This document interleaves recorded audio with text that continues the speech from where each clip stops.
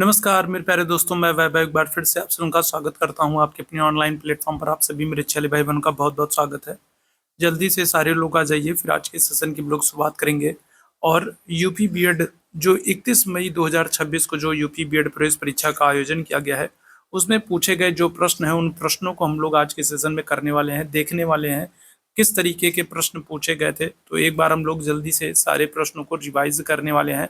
और जितने मेरे भाई बहन जुड़ते चल रहे हैं, आप सभी लोगों से निवेदन करूंगा, सेशन को लाइक कर दीजिए, शेयर कर दीजिए, ताकि बाकी साथियों तक ये सेशन पहुंच सके, बाकी साथी भी जुड़ सकें, उनके लिए भी सेशन हेल्पफुल हो सके। चैनल पर पहली बार है तो चैनल को सब्सक्राइब जरूर कर लीजिए। तो यूपी बीएड 2026 31 मई 2026 को जो यूपी बीएड प्रवेश परीक्षा का आयोजन किया गया, उनमें जो प्रश्न पूछे गए हैं, जो प्रश्न मेरे छात्रों के द्वारा, भाई बहनों के द्वारा जो प्रश्न मुझे प्राप्त हुए, उन सारे प्रश्नों पर हम लोग डिस्कस करेंगे किस तरीके के प्रश्न पूछे गए हैं।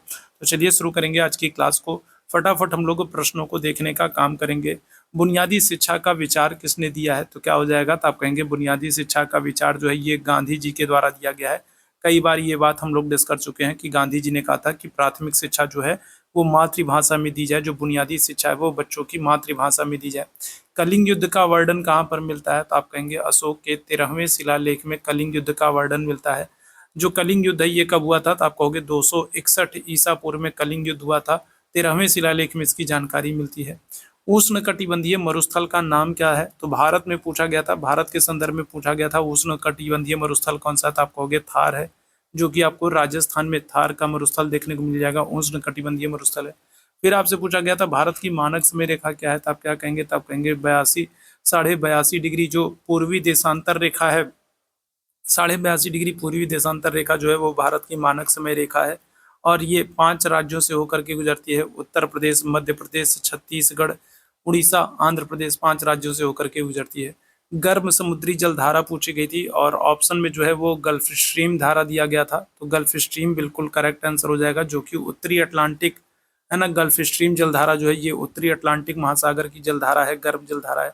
गर्त आवास के प्रमाण कहाँ से मिलते हैं? तो आपको याद रखना है नियोलिथिक साइट है, नवपाषाणकालीन स्थल है बुर्जहोम, जहाँ से क्या हो रहा है, गर्त आवास के प्रमाण मिल रहे हैं। अश्वघोष किसके समकालीन थे? तो कनिष्क के दरबार में चरक रहते थे, अश्वघोष रहते थे, नागार्जुन रहते थे, वसुमित्र रहते थे, ये सारे लोग कनिष्क के दरबार में रहते थे। और अश्वघोष की पुस्तक का नाम क्या है? तो आप कहेंगे बुद्ध चरित है। अश्वघोष की पुस्तक का नाम क्या है? आप कहेंगे बुद्ध चरित है। प्रथम आंग्ल मराठा युद्ध किस संधि से समाप्त हुआ है? तो पहला जो आंग्ल मराठा युद्ध है ये 1775 से लेकर के 1782 के दौरान हुआ था और सालबाई की संधि से समाप्त हुआ था। पहला आंग्ल मराठा युद्ध जो है ये सालबाई की संधि से समाप्त हुआ था। घरेलू हिंसा अधिनियम कब आ रहा है? तो 2006 से लागू हो रहा है, 2005 में आ रहा है, 2006 से घरेलू हिंसा अधिनियम लागू हो रहा है। राज्य धरती पर ईश्वर का अवतरण है, ये किसने कहा? ये प्रश्न आपसे पूछा जा रहा है। तो ये प्रश्न हीगल ने कहा है ना। ये स्टेटमेंट किसका? हीगल का है।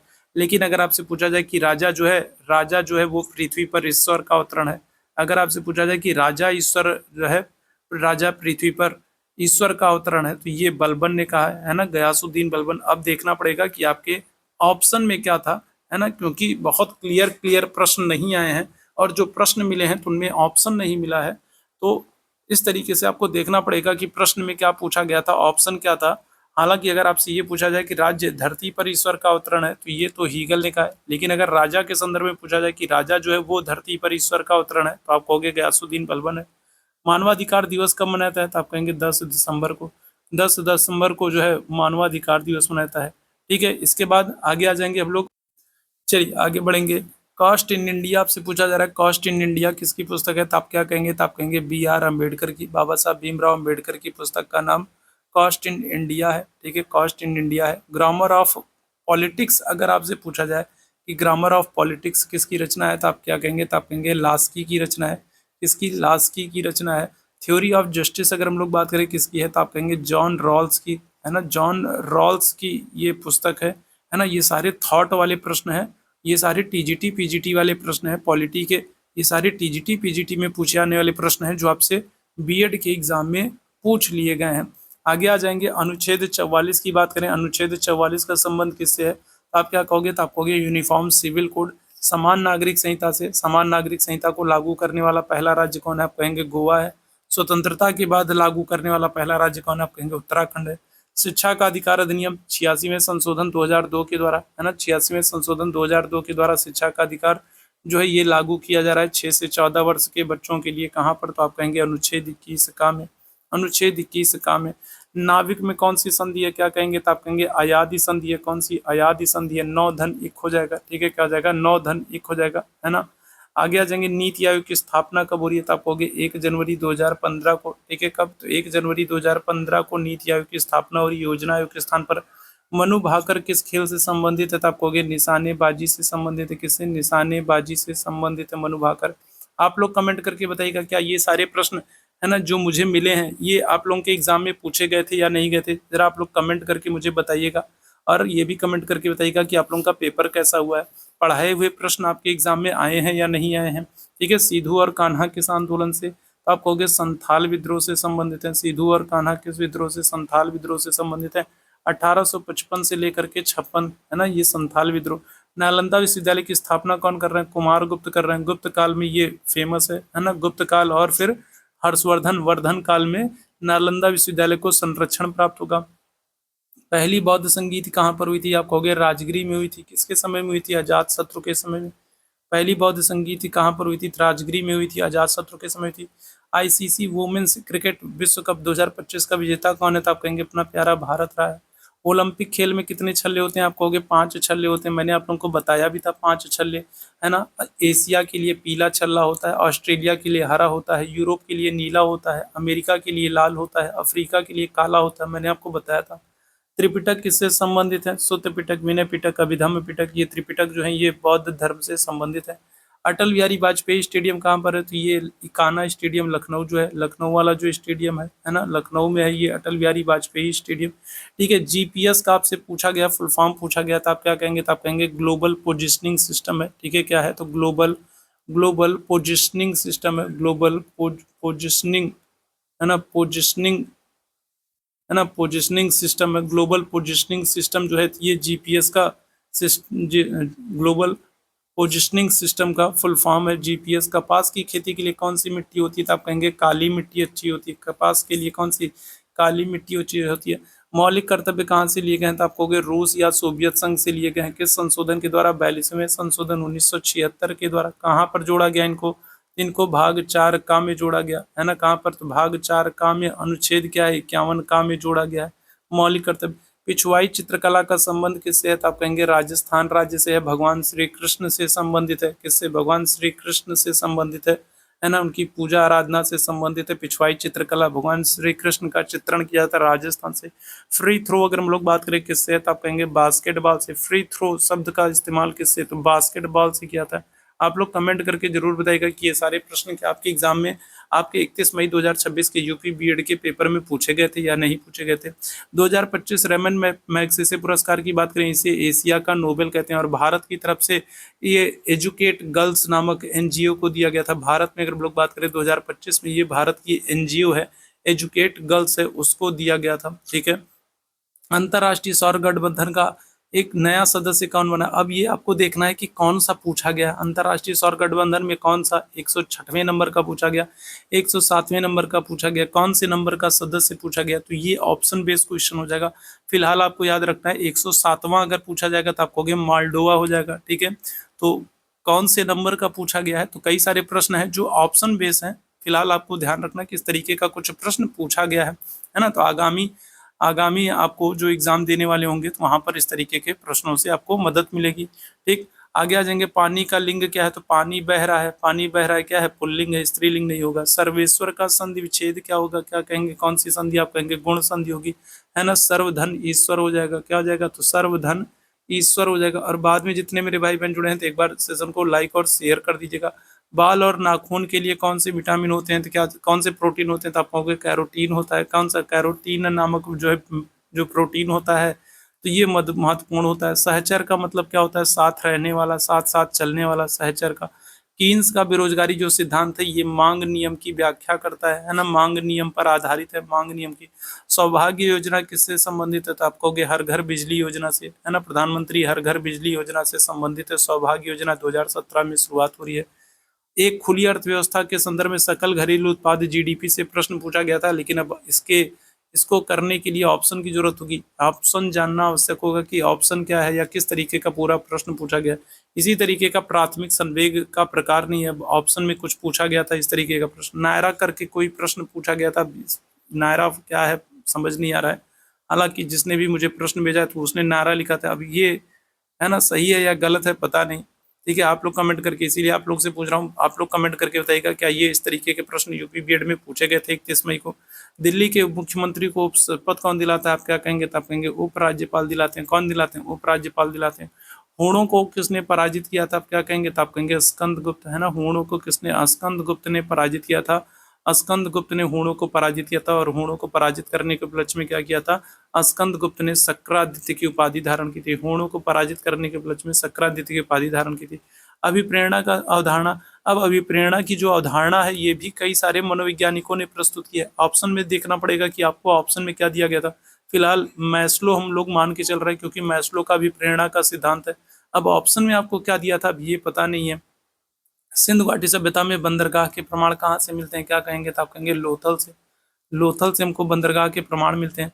सांस्कृतिक अवधारणा का सिद्धांत जो है ना, प्रश्न आपसे पूछा जा रहा है कि जो सांस्कृतिक अवधारणा का जो सिद्धांत है ये किसने दिया है, तो आप क्या कहेंगे, तो आप कहेंगे एम.एन. श्रीनिवास हो जाएंगे। कौन है, तो एम.एन. श्रीनिवास। अगर हम लोग बात करें, एम.एन. श्रीनिवास जो है इन्होंने अवधारणा का सिद्धांत दिया। चौरी चौरा की घटना जो है ये 4 फरवरी 5 फरवरी 1922 को हो रही है। कहाँ पर हो रही है, तो आप कहेंगे गोरखपुर जिले में, उत्तर प्रदेश के गोरखपुर जिले में हुई है। और इसी चौरी चौरा की घटना के कारण ही क्या करेंगे, तो गांधी जी असहयोग आंदोलन को स्थगित कर देते हैं। 6 से 14 वर्ष के बच्चों के लिए 86वें संशोधन के द्वारा गांधी जी का पहला जो आंदोलन है वो कौन सा था, आप कहोगे चंपारण आंदोलन है ना। चंपारण सत्याग्रह गांधी जी का पहला था 1917 में। 86वें संशोधन 2002 के द्वारा 6 से 14 वर्ष के आयु के बच्चों के लिए। पारे की कमी से कौन सा रोग होता है, आप कहोगे मिनी माता रोग होता है। पारे की कमी की वजह से क्या होता है, आप कहोगे मिनी माता रोग होता है। मौलिक कर्तव्य कहाँ से लिए गए, तो आप कहेंगे रूस से लिए गए। एनसीईटी कब आ रहा है, तो एनसीईटी की बात करेंगे तो ये 1995 में आ रहा है। और एनसीईटी का फुल फॉर्म क्या होता है, national council for teacher education होता है। शिक्षकों के लिए दिशा निर्देश जारी करता है। मस्तिष्क का कौन सा भाग शरीर में गर्मी में शरीर के तापमान को नियंत्रित करने का काम करता है, क्या कहोगे, आप कहोगे हाइपोथैलेमस करता है। ठीक है, कौन करता है, तो आप कहेंगे हाइपोथैलेमस करता है। कौन करता है, हाइपोथैलेमस करता है। आगे आ जाएंगे गणेश, ग्रेट ग्रीन वॉल मरुस्थलीकरण से रोकने के लिए किस महाद्वीप में, तो आप कहोगे अफ्रीका महाद्वीप में। अफ्रीका महाद्वीप में। गणेश का विलोम क्या होगा, गणेश, श्री गणेश का मतलब होता है शुरुआत करना, इसका विलोम क्या होगा, आप कहोगे इतिश्री होगा। उर्वशी की किसकी रचना है, उर्वशी किसकी रचना है, तो आप कहेंगे रामधारी सिंह दिनकर जी की रचना है। पृथ्वीराज रासो किसकी रचना है, तो आप कहोगे चंद्रवरदाई की रचना है ना, चंद्रवरदाई की रचना है। इसके अतिरिक्त अगर हम लोग बात करें तो कुछ प्रश्न आपके गुण स्वर संधि से और वृद्धि स्वर संधि से पूछे गए थे। कुछ प्रश्न आपके व्यंजन संधि से, कुछ प्रश्न आपके व्यंजन संधि से, कुछ प्रश्न उपसर्ग प्रत्यय तद्भव तत्सम से पूछे गए थे। नवनिधि में कौन सा समास है, तो नवनिधि, नवनिधि, नौ का मतलब 9 संख्या से है तो क्या आ जाएगा, तो द्विगु हो जाएगा, है ना। नवनिधि, नौ निधियों का समूह। पश्चिमी भारत में बोली जाने वाली बोली कौन सी नहीं है, अब ऑप्शन में देखना पड़ेगा कि ऑप्शन में क्या दिया था। मगही हो गया, मगही हो गया, अवधी हो गया, ठीक है, भोजपुरी हो गया। तो ये सब भाषाएं जो है ना, ये सब भाषाएं पश्चिमी भारत में नहीं बोली जाती हैं। नरोत्तम आपसे प्रश्न पूछा गया है, नरोत्तम में कौन सी संधि आप कहोगे, गुण संधि है ना, नरधन उत्तम, है ना, नरोत्तम हो जाएगा। आगे आ जाएंगे, कौन सी सागर में सबसे अधिक लवणता पाई जाती है, तो आप कहोगे मृत सागर में, मृत सागर में सबसे ज्यादा लवणता पाई जाती है। पेड़ से पत्ते गिरते हैं कौन सा कारक है, आप कहोगे अपादान कारक है ना। पेड़ से पत्ते गिरते हैं, पेड़ से फल गिरते हैं। हिमालय से नदियां निकलती हैं, बिल्ली छत पर से कूदती है, ये सब हम लोग कर चुके हैं। पेड़ से पत्ते गिरते हैं, ये सब क्या हो जाएगा, अपादान हो जाएगा, अलग होने का भाव। पराबैंगनी किरणों को रोकने का काम कौन सी करती है, तो आप क्या कहेंगे, तो आप कहेंगे समताप मंडल में ओजोन परत है, जो समताप मंडल में ओजोन परत है जो क्या करती है, जो सूर्य की पराबैंगनी किरणों को रोकने का काम करती है। आयकर किस प्रकार का कर है, तो आप कहोगे आयकर जो है वो प्रत्यक्ष कर है ना, प्रत्यक्ष कर है। थैलीसीमिया क्या है, तो ये आप कहेंगे आनुवांशिक विकार है।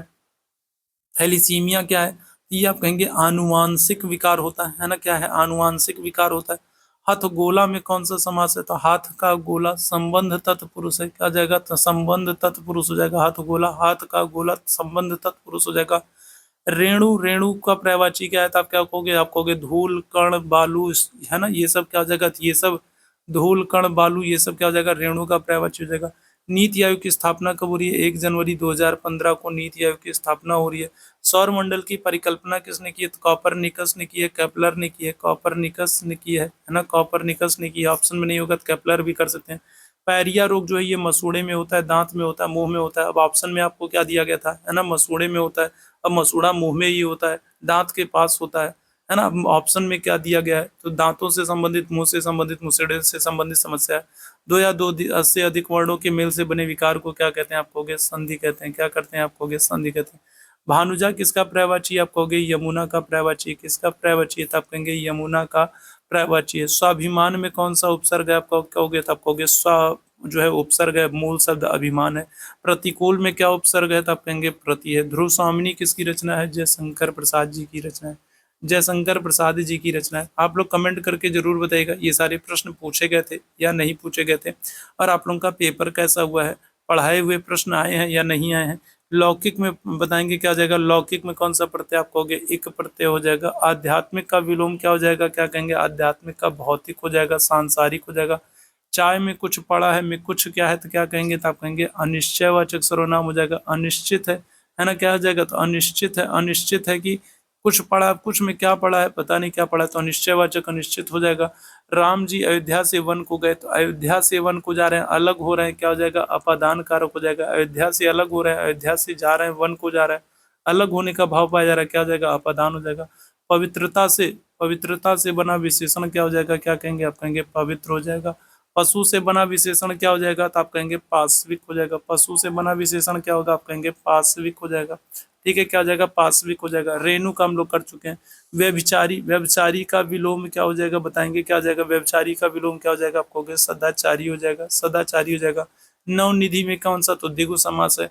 अभिषेक का संधि विच्छेद क्या होगा? अभिषेक का संधि विच्छेद क्या होगा? क्या कहोगे? तो अभिधन सेक हो जाएगा, है ना, क्या हो जाएगा? अभिधन सेक हो जाएगा। आगे आ जाएंगे, और ये कोई एक विकल्प था लेकिन अब ये पूरी तरीके से प्रश्न नहीं मिल पाया है। अधिकृत शब्द में कौन सा उपसर्ग है? अधिकृत शब्द में कौन सा उपसर्ग है? क्या कहोगे? तो आप कहोगे अधि हो जाएगा। क्या हो जाएगा? अधि हो जाएगा। आशातीत में कौन सा समास है? क्या कहेंगे? तो आप कहेंगे तत्पुरुष है। आशा से परे है ना, क्या हो जाएगा? तो आप क्या कहेंगे? तो आप कहेंगे तत्पुरुष हो जाएगा। राज्य सरकार का संवैधानिक प्रमुख कौन होता है? आप कहोगे राज्यपाल होता है।